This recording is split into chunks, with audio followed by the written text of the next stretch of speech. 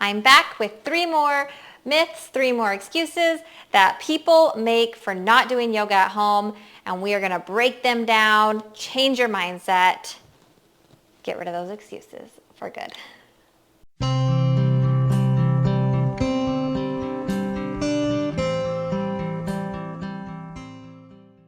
Hello and welcome back. My name is Morgan with Morganlee Yoga, and I am a yoga for weight loss coach. So let's get started. The 3 myths we are going to talk about today are: I will get an injury or form a bad habit, I will make slower progress, and I am not motivated enough to show up every single day on my yoga mat at home.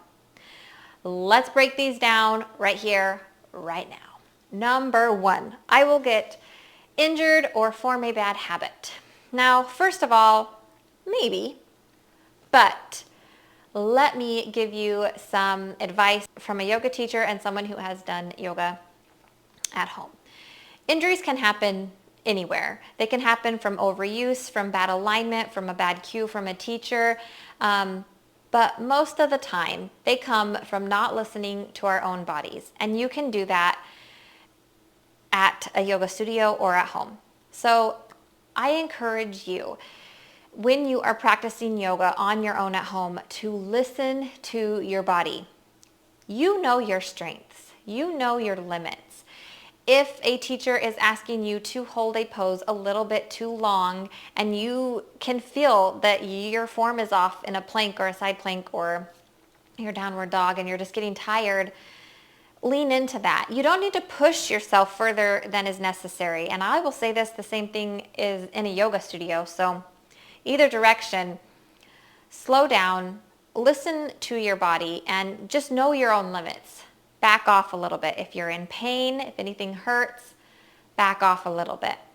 And that goes along with bad form. You can kind of feel when it's not right. If something just feels, this is not right, that's when you get to explore and find how it does feel good for you. So that's when you'll bring in props and try to adjust your pose that way. You can definitely look up different yoga videos, how to do downward dog. There's a lot of them out there on YouTube you can watch for free.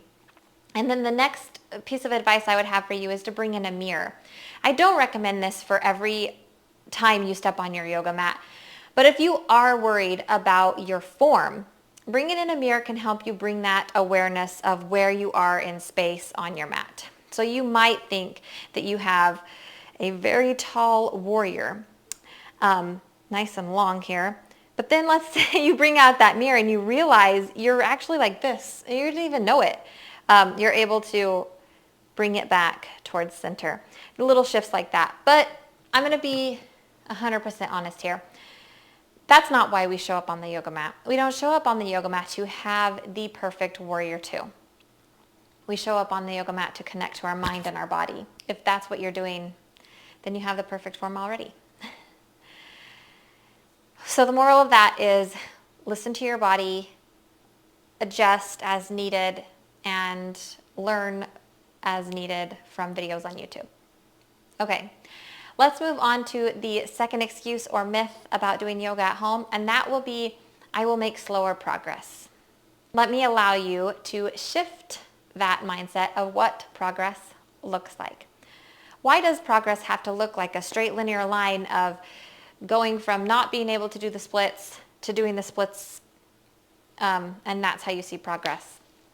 Because I can't still do the splits, and I've been doing yoga for many years. In fact, I'm not sure if I ever will get there.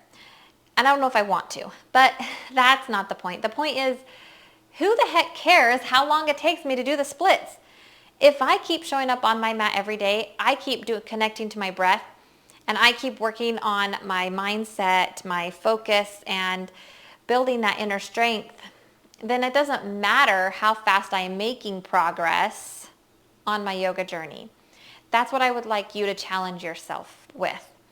Why does that progress need to look a certain way? And maybe why are you so worried about that progress in the first place? That's not what this should be about. So shift your mindset about how yoga should look for you, how you think yoga progress looks like, and let it go and be free to do what needs to be done for you, your body, your mindset, your inner work, your breath. and just embrace your at-home yoga practice. Let go of all the rest. The very last thing I would like to talk about today is I am not motivated to show up on my own every day at home on my yoga mat. And what I have to say about that is motivation, it doesn't just appear. You don't just have motivation. Motivation is created by forward movement, by momentum. So making one small step in the right direction by putting on your yoga pants, choosing a yoga video before you go to sleep so it's ready to go in the morning. That takes one less thing off of your plate in the morning.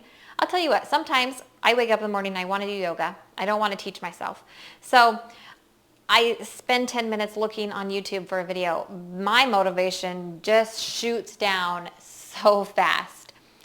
If I would have chosen the night before and saved a specific video and all I had to do was hit play, that is more motivating for me than scrolling and trying to find the perfect video the day of. So we have to create that motivation. We have to set ourselves up for success. And we do that by being proactive. I really go into this more in my yoga at home course, but we have to look ahead and be preemptive about what is coming our way and see if we can set things up so we don't have those excuses to lean onto, so we can keep the momentum going forward.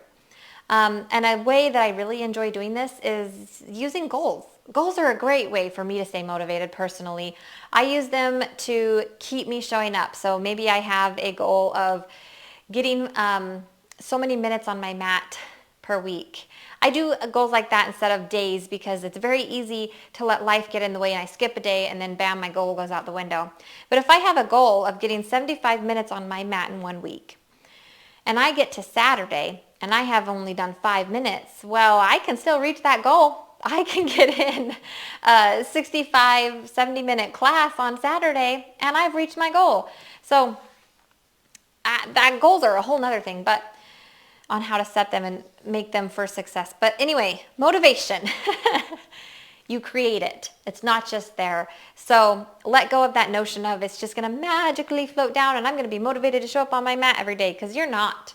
But you can set yourself up to be more consistent on your mat by making routines, by being proactive and having things set up the night before, scheduling it in your calendar, telling people. So you make your own motivation. That's what I have to say about that. All right. Those were the 3 excuses for not showing up on your mat at home. I busted them. I broke them down. You shouldn't have them anymore.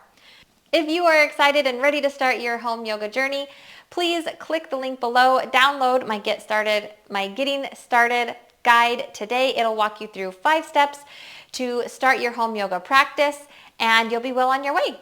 Okay, thank you for tuning in, and I will see you in our next video. Namaste.